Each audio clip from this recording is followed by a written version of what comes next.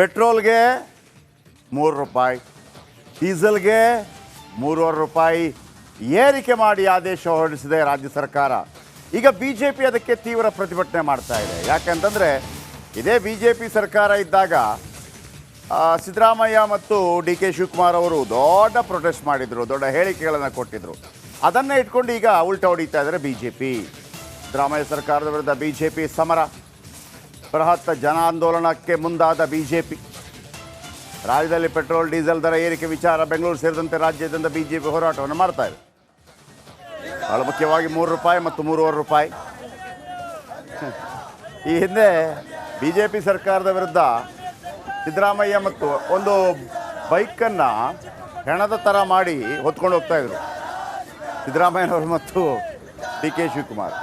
ಈಗ B J P ಸರದಿ. ಆಮೇಲೆ ಒಂದು ಕಾಪಿ ಹೊಡೆದಿದ್ದಾರೆ.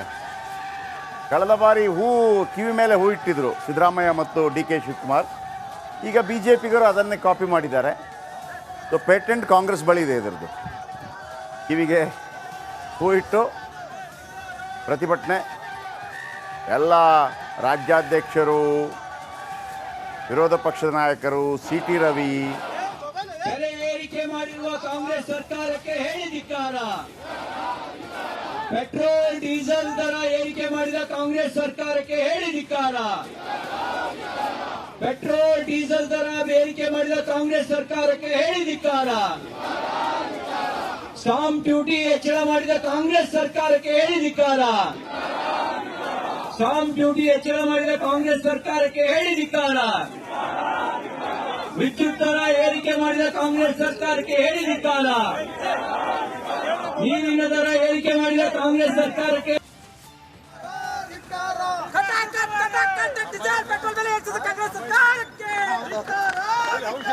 ಬೇರೆ ಬೇರೆ ಕಡೆಯಿಂದ ಇದರ ಬಗ್ಗೆ ಮಾಹಿತಿಗಳು ಬರ್ತಾ ಇದೆ. ಆದರೆ ಒಂದು ಭಾಳ ಇದು ಎಷ್ಟು ದೊಡ್ಡ ಹೊರೆ ಅಂತಂದರೆ ವೀಕ್ಷಕರೇ, ಈಗ ನೀವು ಹಾಲಿನ ದರ ಅಂತ ಇಟ್ಕೊಳ್ಳಿ. ಹಾಲಿನ ದರ 1 ರೂಪಾಯಿ ಜಾಸ್ತಿ ಆಯಿತು ಅಂದರೆ ನೀವು ದಿವಸಕ್ಕೆ ಒಮ್ಮೆ ಮಾತ್ರ ಯೂಸ್ ಮಾಡೋದು. ಅದು ಆಮೇಲೆ ಎಲ್ಲರೂ ಯೂಸ್ ಮಾಡ್ತಾರೆ ಇಲ್ಲೋ ಗೊತ್ತಿಲ್ಲ, ಹಾಗೂ ಬರುತ್ತೆ. ಆದರೆ ಪೆಟ್ರೋಲ್ ಹಂಗಲ್ಲ. ಪೆಟ್ರೋಲ್ ಡೀಸೆಲ್ ಹೆಂಗೆ ಗೊತ್ತಾ, ನೀವು ಯಾವುದೇ ಬೈಕ್ ಹಾಕಿಸ್ಕೊಳ್ಳಿ, ಕಾರ್ ಹಾಕಿಸ್ಕೊಳ್ಳಿ, ಒಂದು ಕಾರಿಗೆ 40 ಲೀಟ್ರ್ ಪೆಟ್ರೋಲ್, ಒಂದು ಕಾರಿಗೆ 40 ಲೀಟ್ರ್ 30-40 ಲೀಟ್ರ್ ಪೆಟ್ರೋಲ್. ಅಥವಾ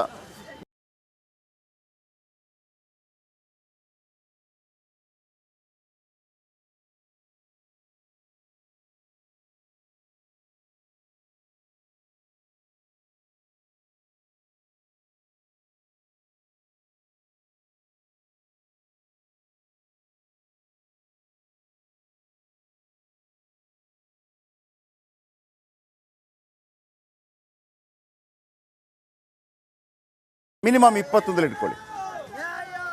ನಿಮಗೆ ಒಂದೇ ಸಲಕ್ಕೆ 600 ರೂಪಾಯಿ ಜಂಪ್ ಅಂತಂದರೆ ವಿಪರೀತ ದುಡ್ಡು ಅದು.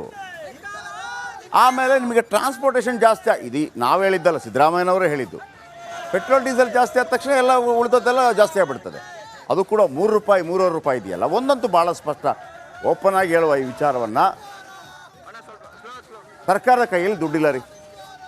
ಸರ್ಕಾರದ ಬಳಿ ದುಡ್ಡಿಲ್ಲ ಈ ಗ್ಯಾರಂಟಿ ಯೋಜನೆಗಳಿಂದಾಗಿ. ಇದರಿಂದಾಗಿ ನಾನೊಂದು ಲೆಕ್ಕ ಅಂಕಿಅಂಶಗಳನ್ನು ತೆಗಿತಾ ಇದ್ದೀನಿ. ಒಂದು ದಿವಸಕ್ಕೆ ಎಷ್ಟು ಲೀಟರ್ ಪೆಟ್ರೋಲ್, ಎಷ್ಟು ಲೀಟರ್ ಡೀಸೆಲ್ ಖರ್ಚಾಗುತ್ತೆ ಕರ್ನಾಟಕದಲ್ಲಿ, ಅದರ ಮೇಲೆ ಲೆಕ್ಕಕ್ಕೆ ಬರ್ಬೋದು ನಾವು. ಇವತ್ತು 9 PM ರಾತ್ರಿ 9 ಗಂಟೆಗೆ ಅದರ ಬಗ್ಗೆ ವಿಸ್ತೃತವಾಗಿ ಮಾಹಿತಿ ಕೊಡ್ತೀನಿ. ಅಂದರೆ ಎಷ್ಟು ಲಾಭ ಬರುತ್ತೆ ನಿಮಗೆ ಅಂತ. ಎಷ್ಟು ಲಾಭ ಅಂದರೆ 60,000 ಕೋಟಿ ವರ್ಷಕ್ಕೆ ಬೇಕು. ಯಾವುದಕ್ಕೆ? ಫ್ರೀ ಯೋಜನೆಗಳಿಗೆ. ನೀವು ಇದಕ್ಕಿಂತ ಜಾಸ್ತಿ ಇದಕ್ಕೆ ತರ್ತೀರಿ ಅಂತಂದರೆ ಮತ್ತೆ ಫ್ರೀ ಯೋಜನೆ ಏನು ಬಂತಲ್ಲಿ? ಇಲ್ಲಿಂದ ಕೊಡು, ಅಲ್ಲಿಂದ ಕದಿ, ಹಂಗಾಗ್ಬಿಡುತ್ತೆ. ಓಕೆ, ಮಲ್ಲಿಕಾರ್ಜುನ ಮರಕಳೆ ಬೀದರ್ನಿಂದ ನಮ್ಮ ತುದಿಯಲ್ಲಿ ಯಾವ ರೀತಿ ಇದಕ್ಕೆ ಪ್ರತಿಕ್ರಿಯೆ ವ್ಯಕ್ತವಾಗ್ತಾ ಇದೆ. ಎಸ್ ನೋಡಿ ಮಲ್ಲಿಕಾರ್ಜುನ್, ಈ ಹಿಂದೆ ಬಿ ಜೆ ಪಿ ಗೌರ್ಮೆಂಟ್ ಇದ್ದಾಗ ಕಾಂಗ್ರೆಸ್ ಅವರ ಪ್ರೊಟೆಸ್ಟು, ಈಗ ಕಾಂಗ್ರೆಸ್ ಗೌರ್ಮೆಂಟ್ ಇದ್ದಾಗ ಬಿ ಜೆ ಪಿ ಅವರ ಪ್ರೊಟೆಸ್ಟು. ಆಗ ಜಾಸ್ತಿ ಮಾಡಿದ್ದು ಕೂಡ ಜನರ ಮೇಲೆ, ಈಗ ಜಾಸ್ತಿ ಮಾಡಿದ್ದು ಕೂಡ ಜನರ ಮೇಲೆ. ಕಿವಿ ಮೇಲೆ ಹೂವು, ಒಂದು ಬಿ ಜೆ ಪಿದು, ಒಂದು ಕಾಂಗ್ರೆಸ್ದು. ಜನ ಯಾಕ್ರಿ ಈ ಥರ ಭಾವನೆ ಪಡಬೇಕು? ಏನು ಹೇಳ್ತಾ ಇದ್ದಾರೆ ಅಲ್ಲಿ?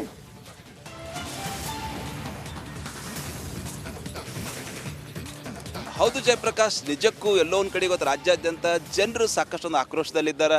ಗಡಿ ಜಿಲ್ಲೆ ಬೀದರಲ್ಲಿ ಈಗಾಗಲೇ ಬಿಜೆಪಿ ಮುಖಂಡರು ಕೂಡ ಬೈಕಿಗೆ ಬೆಂಕಿ ಹಚ್ಚಿ ಪ್ರತಿಭಟನೆ ನಡೆಸಿರು. ಏನು ಕಾರನ್ನು ಎಳೆದು ಪ್ರತಿಭಟನೆ ಮಾಡಿದ್ರು ನೋಡಬಹುದು. ಬೀದರ್ ದಕ್ಷಿಣ ಕ್ಷೇತ್ರ ಶಾಸಕ ಡಾಕ್ಟರ್ ಶೈಲೇಂದ್ರ ಬೆಲ್ದಾಳೆ ಇರ್ಬೋದು, ಈಶ್ವರ್ ಸಿಂಗ್ ಠಾಕೂರ್ ಇರ್ಬೋದು, ಶಶಿ ಹೊಸಳ್ಳಿ ಸೇರಿದಂತೆ ಸಾಕಷ್ಟು ಜನ ಏನೋ ಬಿಜೆಪಿ ಮುಖಂಡರು, ವೀರಪ್ಪರು, ಸಾಕಷ್ಟು ಜನ ಏನಂದ್ರೆ ಸರ್ಕಾರ ವಿರುದ್ಧ ಇವತ್ತು ರೊಚ್ಚಿಗೆದ್ದಾರೆ ಅಂತ ಹೇಳ್ಬೋದು, ಆಕ್ರೋಶ ವ್ಯಕ್ತಪಡಿಸ್ತಾ ಇದ್ದಾರೆ ಅಂತ ಹೇಳ್ಬೋದು. ಒಂದೇ ಏನು ಈಗಾಗಲೇ ಸರ್ಕಾರ ಏಕಾಏಕಿ ಏನು ಈಗಾಗಲೇ ಲೋಕಸಭೆ ಚುನಾವಣೆ ಫಲಿತಾಂಶ ಬಂದ ನಂತರ ₹3 ಏನದ ಪೆಟ್ರೋಲಿಗೆ ₹3.50 ಡೀಸೆಲಿಗೆ ಮಾಡಿದ್ದಾರೆ. ಎಲ್ಲೋ ಒಂದು ಕಡೆ ಬಿಜೆಪಿ ಕೆಂಗಣ್ಣಿಗೆ ರಾಜ್ಯ ಸರ್ಕಾರ ಗುರಿಯಾಗಿದೆ ಅಂತ ಹೇಳ್ಬೋದು. ಹಿಂದೆ ನೀವು ಅಂದಂಗೆ ಬಿಜೆಪಿ ಸರ್ಕಾರ ಅಧಿಕಾರದಲ್ಲಿದ್ದ ಸಂದರ್ಭದಲ್ಲಿ ಇದೇ ಮುಖ್ಯಮಂತ್ರಿ ಏನದ ಬೈಕನ್ನು ಎತ್ಕೊಂಡು ಬಂದಿರು. ಅದೇ ಮಾದರಿ ಏನದ ಗಡಿ ಜಿಲ್ಲೆ ಬೀದರ್ಲಿ ಒಂದು ಬೈಕನ್ನು ತಂದು ಬೆಂಕಿ ಕೂಡ ಹಚ್ಚಿದ್ದಾರೆ ಮತ್ತು ಕಾರಿ ಕೂಡ ಹೇಳಿದ್ದಾರೆ. ಏನು ಶಾಸಕರು ಏನು ಹೇಳ್ಬೇಕಂತೀರಿ? ಟೋಟಲಿ ಸರ್ಕಾರದ ನಡೆ ನೀವು ಯಾವ ರೀತಿ ಒಂದು ಖಂಡಿಸಿದಿರಿ ಗೊತ್ತಾ? ಮೊಟ್ಟಮೊದಲಾಗಿ ಈ ರಾಜ್ಯದ ಮುಖ್ಯಮಂತ್ರಿಗಳು ಏನು ಬೆಲೆ ಏರಿಕೆ ಮಾಡಿದ್ದಾರೆ, ಅದು ಭಾರತೀಯ ಜನತಾ ಪಕ್ಷ ಕೆಂಗಣ್ಣಿ ಗುರಿಯಾಗಿದ್ದಾರೆ. ಅದು ಒಂದೇ ಇಲ್ಲ, ಬಡ ಜನರ ದೀನ್ ದಲಿತರ ಕಡು ಬರುವವರ ಕೆಂಗಣ್ಣಿ ಕೂಡ ಗುರಿಯಾಗಿದ್ದಾರೆ, ಸಾಮಾನ್ಯ ಜನರ ಕಣ್ಣಿಗೆ ಕೂಡ ಗುರಿಯಾಗಿದ್ದಾರೆ. ಅದು ತೀವ್ರವಾಗಿ ನಾವು ಖಂಡಿಸ್ತೇವೆ. ರಾಜ್ಯದಲ್ಲಿ ಭೀಕರ ಬರ ಇದೆ ಸರ್. ಇವತ್ತು ರೈತರು ಆತ್ಮಹತ್ಯೆ ಮಾಡ್ಕೋತಾ ಇದ್ದಾರೆ. ಬರಗಾಲ ಸಂದರ್ಭದಲ್ಲಿ ಸರ್ಕಾರ ಪೆಟ್ರೋಲ್ ಡೀಸೆಲ್ ಬೆಲೆ ಹೆಚ್ಚಿಗೆ ಮಾಡ್ತಂದ್ರೆ ಯಾವ ರೀತಿ ಒಂದು ಸರ್ಕಾರಕ್ಕೆ ಎಚ್ಚರಿಕೆ ಕೊಡ್ತೀರಿ? ಏನು ಡೆಡ್ಲೈನ್ ಕೊಡ್ತೀರಿ ರಾಜ್ಯದ ಮುಖ್ಯಮಂತ್ರಿ, ಉಪಮುಖ್ಯಮಂತ್ರಿ, ಒಂದು ಶಾಸಕರಾಗಿ? ರಾಜ್ಯದ ಮುಖ್ಯಮಂತ್ರಿಗಳು ಇಡೀ ರಾಜ್ಯದಲ್ಲಿ ಬರಗಾಲ ಇದೆ ಅಂತ ಎಲ್ಲ ತಾಲೂಕು ಬರಗಾಲ ಕೂಡ ಘೋಷಣೆ ಮಾಡಿದ್ದಾರೆ. ಇನ್ನು ಯಾರು ರೈತರ ಖಾತೆಗೆ ಹಣ ಕೂಡ ಕರೆಕ್ಟಾಗಿ ಬರಲಿಲ್ಲ. ಇದೆಲ್ಲ ರೈತರು ಹೇಳ್ತಾರೆ, ಜನಸಾಮಾನ್ಯರು ಹೇಳ್ತಾ ಇದ್ದಾರೆ. ಅದೇ ಹಣ ದೃಢೀಕರಣ ಮಾಡಲಿಕ್ಕೆ ಆಗ್ತಾ ಇಲ್ಲ. 5 ಗ್ಯಾರಂಟಿಗಳು ಹಣ ಅದಕ್ಕೆ ದೃಢೀಕರಣ ಮಾಡಲಿಕ್ಕೆ ಆಗ್ತಾ ಇಲ್ಲ. ಈ ಮೊನ್ನೆ ಲೋಕಸಭಾ ಚುನಾವಣೆಯಲ್ಲಿ ಅತಿ ಕಡಿಮೆ ಸೀಟ್ ಬಂದಿದ್ದಕ್ಕೆ ಅದೊಂದು ಅವ್ರ ತಲೆಯಲ್ಲಿ ಕೂತಿದೆ. ನಾವಿಷ್ಟು ಗ್ಯಾರಂಟಿ ಕೊಟ್ಟರು ಕೂಡ ಸರ್ಕಾರ ನಾವೊಂದು 2 ಡಬಲ್ ಡಿಜಿಟ್ ನಾವು ಕ್ರಾಸ್ ಮಾಡಲಿಕ್ಕಾಗಿಲ್ಲ. ಅದಕ್ಕೆ ಅದು ಹಣನೂ ದೃಢೀಕರಣ ಮಾಡ್ತಾಯಿಲ್ಲ. ಅದಕ್ಕೆ ಮಾಡಿ ಪೆಟ್ರೋಲ್ ಡೀಸೆಲ್ ರೇಟ್ ಜಾಸ್ತಿ ಮಾಡಿ ಜನಸಾಮಾನ್ಯರಿಗೆ ಹೊರೆ ಹಾಕಿ ಬೇರೆ ಗ್ಯಾರಂಟಿಗಳು ಅದಕ್ಕೆ ಸಮತೋಲನ ಮಾಡಿ ಅದು ಗ್ಯಾರಂಟಿ ಪೂರೈಸಿ ಮಾಡೋ ಕಡೆಯಿಂದ ಈ ರೇಟ್ ಜಾಸ್ತಿ ಮಾಡಿ ಅಂತ ಹೇಳಕ್ಕೆ ಇಷ್ಟಪಡ್ತೀನಿ. ಏನು ಸರ್ಕಾರಕ್ಕೆ ಏನು ಎಚ್ಚರಿಕೆ ಕೊಡ್ತೀರಿ ಸರ್? ಸರ್ಕಾರಕ್ಕೆ ಏನು ಹೇಳ್ಬೇಕಂತ? ಸಂಪೂರ್ಣವಾಗಿ ಸರ್ಕಾರ, ಸಿದ್ದರಾಮಯ್ಯನ ಸರ್ಕಾರ ವಿಫಲ ಆಗಿದೆ. ಬಡವರ ಮೇಲೆ ದುಬಾರಿ ಬೆಲೆಯನ್ನು ಹಾಕಿ ಲೋಕಸಭೆಯಲ್ಲಿ 1 ಡಿಜಿಟ್ ಮೇಲೆ ಕರ್ನಾಟಕದಲ್ಲಿ ಜನ ತಂದಿದ್ದಾರೆ. ಆ ಜನರ ವಿರುದ್ಧ ಸೇಡು ತೀರಿಸುವಂಥ ಕೆಲಸವನ್ನು ಇವತ್ತು ಸಿದ್ದರಾಮಯ್ಯ ಸರ್ಕಾರ ಮಾಡ್ತಾ ಇದೆ. ಇದನ್ನು ಕೂಡಲೇ ನಿಲ್ಲಿಸಬೇಕಂತೇಳಿ ನಾನು ಸರ್ಕಾರಕ್ಕೆ ಅವತ್ತು ಅವ್ರು ಮಾಡಿದಂಥ ನಾಟಕ ಮತ್ತು ಅವ್ರು ಆಡಿದಂಥ ಮಾತು ನೋಡಿದಾಗ ನಾವು ಪೆಟ್ರೋಲ್ ಬೆಲೆ ಇಳಿಸ್ತೀವಿ ಅಂಥೇಳಿ ಮುಖ್ಯಮಂತ್ರಿಗಳು ಜೋರು ದನಿ ಅಂತ ಹೇಳಿದರು. ಆದರೆ ನಿನ್ನೆ ಏರಿಸಿದ್ದಾರೆ. ಇಂಥ ವಚನ ಭ್ರಷ್ಟ ರಾಜ್ಯದ ಮುಖ್ಯಮಂತ್ರಿ ಕೂಡಲೇ ಸರ್ಕಾರ ನಡೆಸ್ಲಿಕ್ಕಾಗ್ತಿಲ್ಲ ಅಂದ್ರೆ ರಾಜೀನಾಮೆ ಕೊಡಬೇಕು ಅಂತೇಳಿ ಹೇಳ್ತೀವಿ. ರಾಜೀನಾಮೆ ಕೊಡಬೇಕಂತ ಒತ್ತಾಯಿಸ್ತಾ ಇದ್ದಾರೆ. ಈಗಲೇ ವಿಜೇಂದ್ರ ಕೂಡ ಡೆಡ್ಲೈನ್ ಕೊಟ್ಟಿದ್ದಾರೆ ಸರ್ಕಾರ ರಾಜ್ಯಾಧ್ಯಕ್ಷರಾಗಿ. ತಾವೇನು ಹೇಳ್ತೀವಿ ಶಾಸಕರಾಗಿ? ನಾನು ಇಷ್ಟೇ ಹೇಳಕ್ಕೆ ಇಷ್ಟಪಡ್ತೀನಿ, ಏನು ಚುನಾವಣೆ ಪೂರ್ವದಲ್ಲಿ ರಾಹುಲ್ ಗಾಂಧಿ ಥ್ಯಾಂಕ್ ಯು ನಿಮ್ಮೆಲ್ಲ ಅಪ್ಡೇಟ್ಸ್ಗೆ. ನಿಜ ಒಂದಂತೂ ಭಾಳ ಸ್ಪಷ್ಟ, ನಿಮಗೆ MP ಸೀಟ್ ಕಡಿಮೆ ಬಂತು, ಗ್ಯಾರಂಟಿ ಯೋಜನೆ ರದ್ದು ಮಾಡೋಕ್ಕಾಗಲ್ಲ, ಭಯ ಇದೆ, ಆ ಮೂಲಕ ಈ ಥರ ಮಾಡ್ತೀರಿ ಅಂತಂದರೆ ಯಾವ ಸರ್ಕಾರ ಇದೆಲ್ಲ? ಗ್ಯಾರಂಟಿ ಯೋಜನೆ ಪ್ಲ್ಯಾನ್ ಮಾಡಬೇಕಿತ್ತು ನೀವು ಮೊದಲೇ. ಮುಂದಿನ ಭಾಗದಲ್ಲಿ ನಿರೀಕ್ಷಿಸಿ.